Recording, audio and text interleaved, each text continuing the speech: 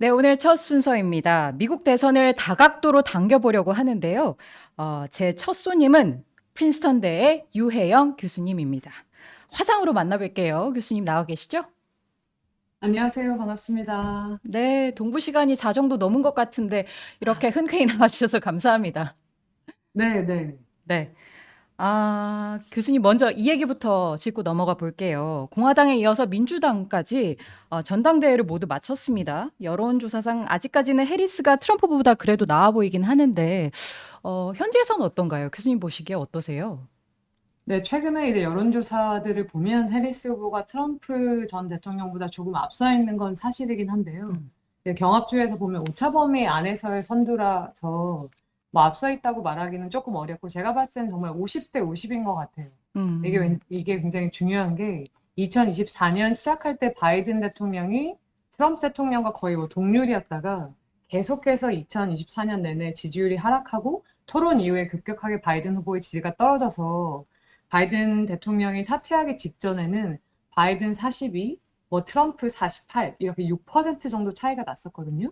근데 그게 최근의 여론조사를 보면 해리스 후보가 이거를 48, 그러니까 트럼프와 거의 동률까지 끌어올렸는데 6% 정도의 지지율을 이렇게 단기간에 끌어올리는 거는 굉장히 쉽지 않은 일이고 사실 음, 현대 미국 정치 대선에서 굉장히 보기 드문 케이스인 것 같아요. 네. 그리고 해리스 후보가 어디에서 표심을 더 얻었냐를 보면 거의 모든 유권자층, 뭐 무당파, 젊은 층, 뭐 나이가 많은 층, 이 모든 분야에서 사실 뭐 차이는 있긴 하지만 네. 전반적으로 바이든 대통령보다는 지지도가 올라가서 음, 최근에 이런 상승세를 보여주고 있는 것 같습니다.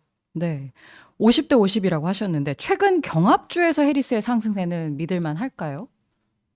근데 사실 민주당 전당대회가 끝난 지 얼마 되지 음, 않았잖아요. 그래서 미국에서 이제 컨벤션 휴가라고 해서 조금 더 지켜봐야 할 것 같고요. 음, 실제로 이제 그 민주당에서 꼭 이겨야 되는 주가 이제 저희가 이제 블루월, 그러니까 파란색 이제 장벽이라고 해서 네. 미시간, 위스콘신, 펜실베니아 주인데요. 네. 미시간이나 위스콘신 같은 경우는 바이든 대통령이 후보일 때도 트럼프와 거의 비슷비슷했어요. 아. 그래서 사실 해리스가 후보가 되고 나서는 해리스 후보가 한 2% 정도 이상 여론조사에서 계속 앞서는 걸로 나오고 있는데 네. 반면에 이번에 가장 중요한 경합 중인 펜실베니아 주 같은 경우는 바이든이 후보일 때는 트럼프에 지고 있었던 지역이거든요. 네. 근데 그거를 이제 해리스 후보가 이제 동률로 만든 상태라고 보시면 될 것 같아요. 근데 2020년 대선 결과를 보면 음. 펜실베니아 주 같은 경우도 뭐 1.2% 차이로 바이든 대통령이 이겼고 네. 위스콘신 같은 경우도 0.6% 정도라고 이겼기 때문에 이번 선거에서도 아주 근소한 격차로 승패가 결정될 가능성이 높아서 지금 현재 나오는 여론조사 가지고는 확신할 수는 없고 이 여론조사는 언제든 바뀔 수 있다라고 보시면 될 것 같습니다. 네. 경합주 여론조사도 아직 박빙이다 이런 말씀이신데 최근에 사퇴한 케네디 주니어의 표는 트럼프 쪽으로 어떻게 흡수됐다고 보세요? 네, 최근에 이제 뉴욕타임즈가 여론조사를 할 때 트럼프 대 해리스 이제 양자 구도로 하는지 아니면 제3의 후보 이제 케네디 주니어 후보까지 넣어서 여론조사를 이제 두 번씩 이렇게 하는데 음. 이 보면은 굉장히 재미있는 차이가 양자 대결을 했을 때 트럼프 후보가 조금 더 이제 선전을 하고 거기에 3자가 들어가면 해리스 후보가 더 선전을 하거든요. 아하. 그래서 이걸 보면은 그 케네디 후보를 찍는 이제 유권자들이 트럼프 쪽으로 조금 더 많이 가는 그런 경향을 볼 수 있긴 하지만 음. 케네디 주니어 후보의 어떤 이제 인기가 2024년 초반에 비해서는 정말 많이 떨어졌기 때문에 뭐 그렇죠. 많이 나와야 3% 정도? 네. 그래서 크게는 뭐 영향은 없지만 전반적으로는 트럼프 쪽으로 조금 더 많이 갔다라고 보시면 될 것 같아요. 맞습니다. 여론조사 막판에 보니까 케네디 주니어는 지지율 한 3% 정도? 그 정도였으니까 이게 트럼프 쪽으로 흡수된다고 해도 어느 정도 유리할지는 좀 끝까지 봐야 될 것 같긴 합니다. 그런가 하면 전당대회에서 드러났던 양측의 비전은 어떻게 보셨어요? 이제 뭐 사실 트럼프와 해리스가 내세운 이제 키워드를 음. 보면은 큰 차이를 볼 수 있을 것 같은데요. 음. 트럼프 대통령은 처음에 이제 대선에 나오던 2016년부터 Make America Great Again이라는 구호를 계속 쓰고 있잖아요. 네. 근데 이 말이 상징하는 게 뭐냐면 과거에는 미국이 굉장히 위대했는데 지금은 그렇지 않다. 그래서 음. 미국을 다시 위대하게 만들어야 된다는 의미잖아요. 그래서 네. 그 말은 지금 미국이 변화하고 있는 모습이 마음에 들지 않는다라는 거죠. 그래서 그런 생각을 가진 유권자들에게 적극적으로 호소를 하고 그거를 이제 공화당 전당대회를 통해서 보여줬던 것 같아요. 그 어, 미국이 지금 변하고 있는 모습 중에서 공화당을 지지하는 사람들 혹은 트럼프를 지지하는 사람들이 싫어하는 건 뭐냐? 좋아하지 않는 거는 예를 들어서 이민자가 계속 증가를 하고 미국에서 이제 백인의 비중이 감소하고 비백인이 증가하면서 이런 다양성이 커지는 거, 네, 그래서 변화하는 인구 구조. 그 다음에 미국에서 뭐 제조업, 매뉴팩처링이라고 하죠. 제조업이 감소를 하고 네, 오히려 경제 발전이 도시 중심으로만 이루어지는 거. 그다음에 외교 정책에 있어서는 우크라이나에 뭐 지원을 하는 것 같은 음, 뭔가 그 전 세계 정치에 굉장히 적극적으로 미국 돈을 쓰는 이런 것들을 싫어하는 사람들이 이제 공화당과 트럼프를 지지를 하는데 네, 이런 부분들 사람들이 불만족스러워하는 부분을 굉장히 강조를 시키려고 했던 것 같고 근데 다만 이번에 굉장히 흥미로웠던 거는 과거의 공화당 전당대회를 보면 이제 공화당이 전반적으로는 예전에 과거에 미국에서 이제 부유한 사람들이 공화당을 찍는 경향이 있었고 음, 월스트리트나 뭐 자본주의를 그렇죠. 굉장히 이제 중요하게 생각하는 그런 가치를 굉장히 강조를 했었는데 네, 트럼프가 공화당을 장악한 이후에는 특히 이번 공화당 전당대회에서는 어떻게 보면은 워킹 클래스, 서민의 정당, 그다음에 이런 것들을 강조하려는 모습들이 굉장히 보여서 좀 그런 부분은 과거의 공화당과는 달랐던 것 같습니다. 아하.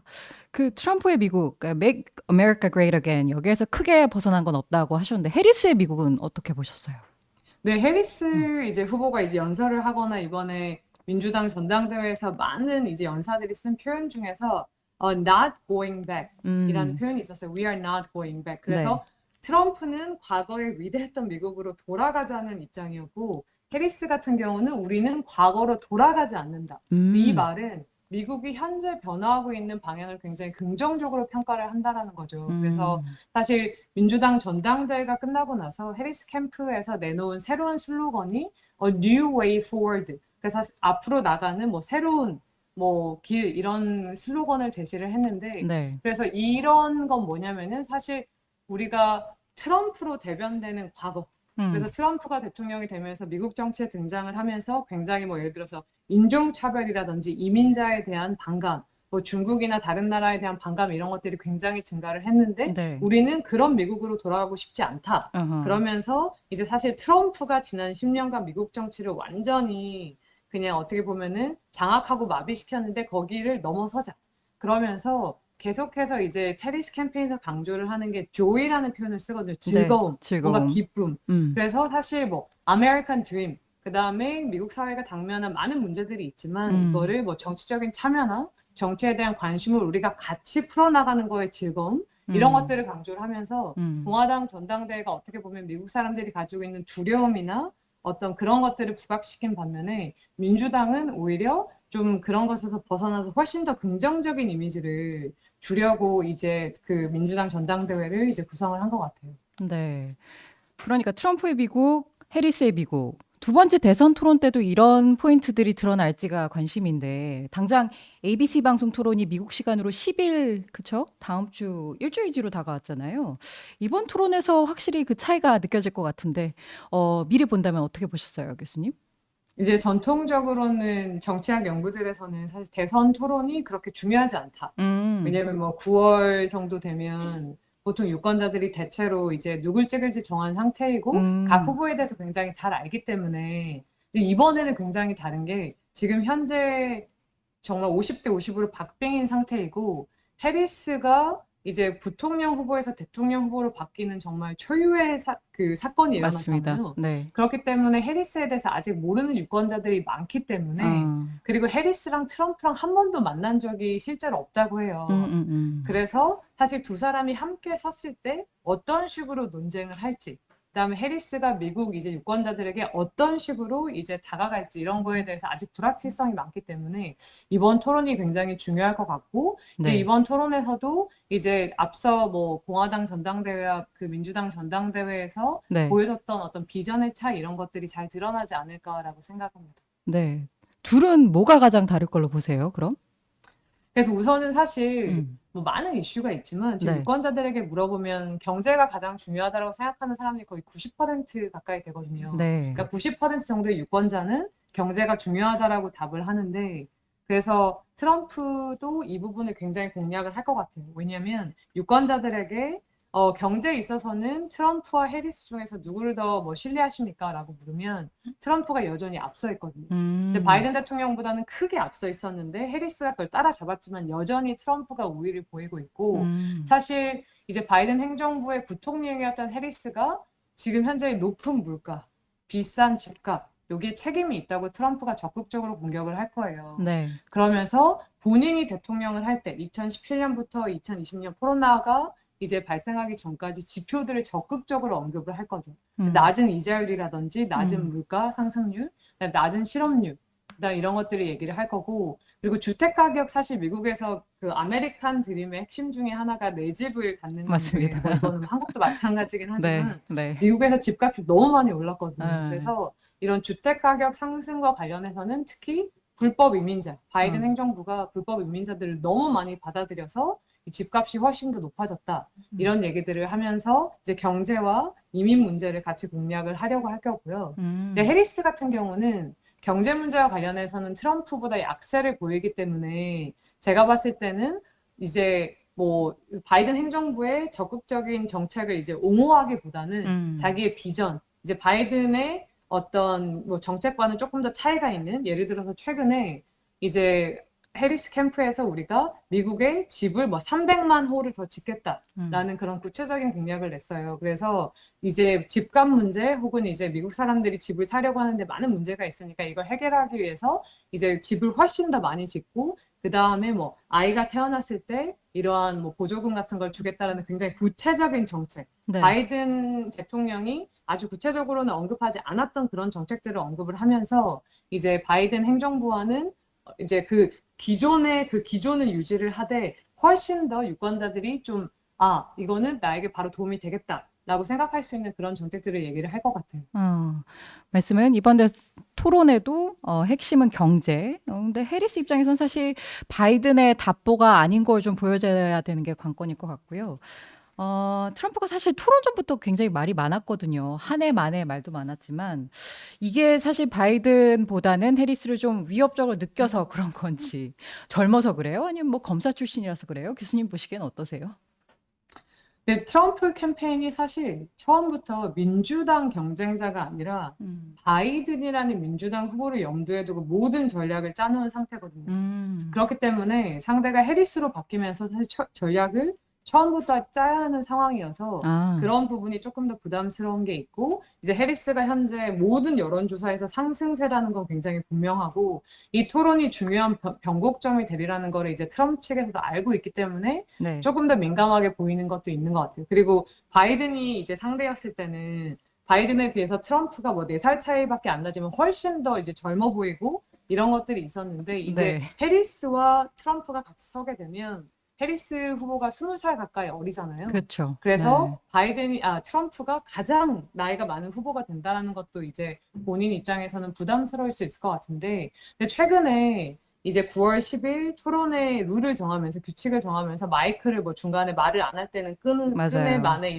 이런 논쟁이 있었는데, 네. 사실 마이크 문제는 원래 트럼프 캠프와 바이든 캠프가 발언하지 않을 때는 꺼놓기로 합의를 했고, 이거는 바이든 측에서 요구한 사항이에요. 근데 문제는 6월 27일 날 토론을 해보니까 마이크를 꺼놓으니까 원래 트럼프가 중간에 끼어들어서 이런 모습이 부각이 돼야 뭔가 이제 중도 유권자층에서 트럼프 왜 저래 이런 게 나와야 되는데, 오히려 마이크가 꺼져 있으니까 트럼프 전 대통령의 그런 모습이 전혀 부각되지 않았고 오히려 트럼프에게 유리하게 작동이 돼서 민주당이 9월 토론회는 다시 룰을 바꾸자 라고 이제 얘기를 한 건데, 트럼프 측에서는 아니 이거는 내가 바이든이랑 합의를 한 건데 왜 룰을 바꾸냐, 그 룰 그대로 한다라고 해서 사실 제가 생각할 때는 트럼프 캠프에서는 좀 짜증이 날 만한 그런 상황인 것 같긴 해요.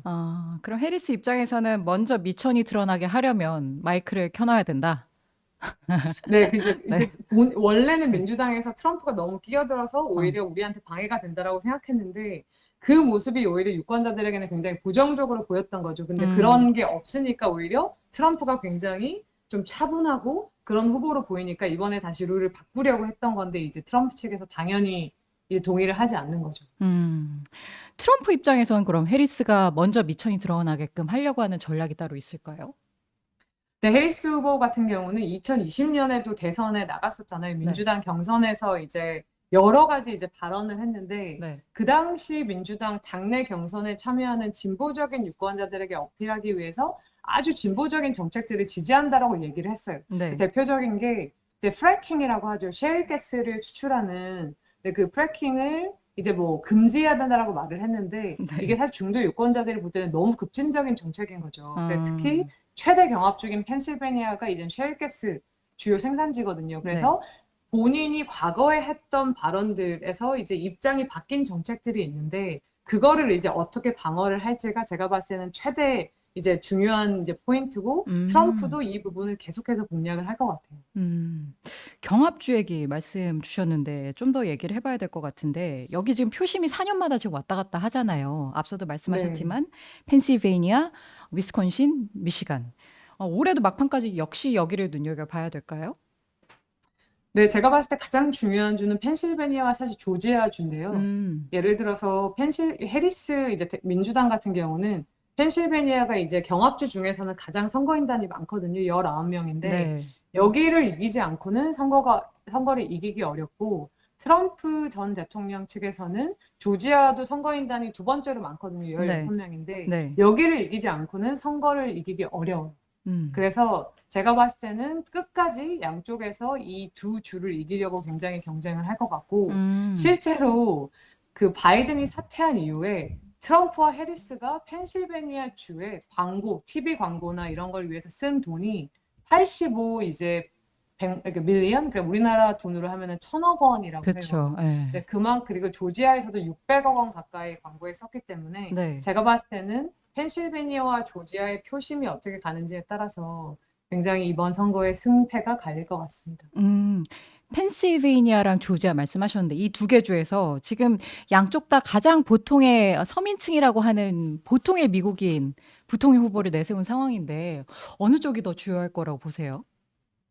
네, 사실 그 부통령 후보들 같은 경우는 미드웨스트에 있는 펜실베니아, 위스콘신, 이제 그 미시건을 염두를 해두고 한 것 같고요. 조지아 그쵸. 같은 경우는 30% 이상이 이제 흑인이기 때문에 제가 봤을 때는 어쨌든 이제 백인 중산층이 그 우리가 소위 말하는 경합주에 많기 때문에 이 두 사람을 내세웠는데 출신 배경만 놓고 보면 둘 다 굉장히 좀 이제 호소력이 있는 것 같아요. 다만 이제 출신 배경 말고 이제 살아온 인생을 보면은 네. 팀 월츠 같은 경우는 자기가 태어난 작은 마을 혹은 여기 미드웨스트에 굉장히 뭐 머무르면서 학교 선생님을 했고 미식축구 코치를 했고 그래서 미국의 중산층 백인들의 어떤 경험과 굉장히 좀 비슷한 그런 이제 삶을 살아온 반면에 이제 제이디 벤스 같은 경우는 오하이오에 있는 타운에서 태어나긴 했지만 이제 예일로 이제 로스쿨을 갔다가 이제 실리콘밸리로 가서 그쵸. 거기에서 이제 또 뭐 벤처 캐피탈리스트가 이제 운영하는 회사에서 일을 했고 이런 것들로 보면은 어떻게 보면 백인 중산층이 좀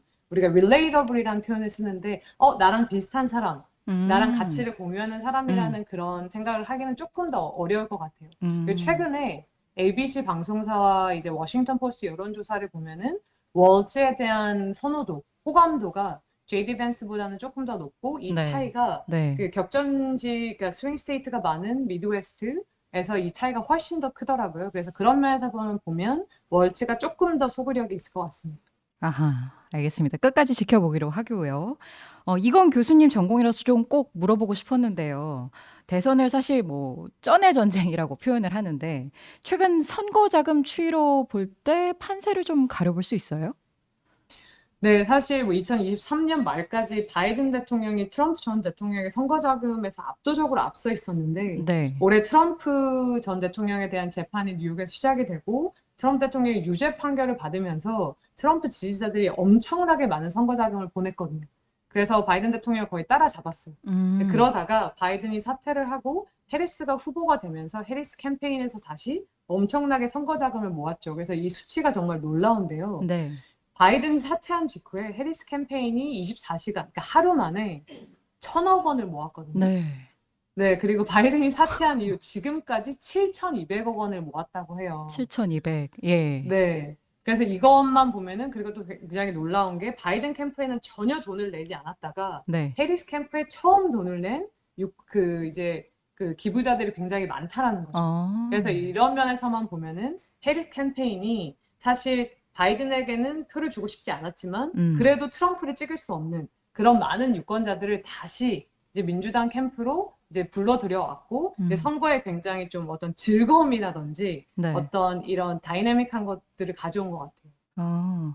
바이든을 찍을까 망설이던 사람들이 해리스 쪽으로도 기북을 많이 몰아줬다 이런 말씀이신데 여전히 그럼 고무적으로 볼 수 있는 건데 직전 대통령 당선자들은 어땠어요? 이 선거 자금만으로 좀 뭐 판세 혹은 당락 같은 걸 연관 지어 볼 수 있을까요? 근데 사실 대선과 같이 네. 큰 선거, 그래서 공화당, 민주당이 굉장히 팽팽하고 서로 돈을 굉장히 많이 쓰는 선거는 선거 자금이 누가 이길지를 이제 예측하는데 그렇게 좋은 지표는 아니에요. 그래서 대표적으로 2016년만 봐도 힐러리 클린턴 민주당 후보가 훨씬 더 선거 자금을 많이 모았지만 결국에는 이제 트럼프 후보가 이겼잖아요. 네네. 그러나 지금 현재 정말 박빙이고 이제 경합주에 있는 마음을 정하지 못한 유권자들 같은 경우는 사실 이 선거 자금을 내는 비율은 굉장히 적지만 네. 이 사람들에게 어쨌든 다가가려면 TV나 온라인 광고를 통해서 돈을 많이 써야 되고 미국은 굉장히 넓은 나라이기 때문에 그렇죠. 이렇게 그 캠페인을 하는데 돈이 굉장히 많이 듭니다. 그리고 실제로 이렇게 그냥 TV 광고뿐만 아니라 이 지금 스윙 스테이트 경합주가 6개, 7개 정도 되는데 그 주에서 사무실 열고 사람들이 이제 캠페인 스태프 고용해서 그 여러 집들을 다니면서 문을 두드려서 이제 선거 운동을 하기 위해서는 돈이 많이 필요해서 그렇죠. 사실 뭐 예를 들어 조지아주 같은 경우는 2020년 선거에서 11,000표, 만 표 정도 차이로 이제 바이든 대통령이 이겼는데 맞습니다. 이 정도의 돈이라면 사실 10,000표, 20,000표 정도는 차이를 만들어낼 수 있기 때문에 사실 돈이 모든 걸 말하는 건 아니지만 이렇게 박빙인 선거에서는 돈이 굉장히 중요할 수 있다라고 볼 수 있을 것 같아요. 선거 자금 돈이 다가 아니지만 뭔가 될 수는 있다라는 말씀을 주셨는데 시간이 금세 갔습니다. 아쉬운데 오늘은 여기까지 듣도록 하겠습니다. 늦기도 했고요, 교수님. 늦은 시간에 인터뷰 응해주신 유혜영 교수님 다시 한번 감사합니다. 네, 감사합니다. 네.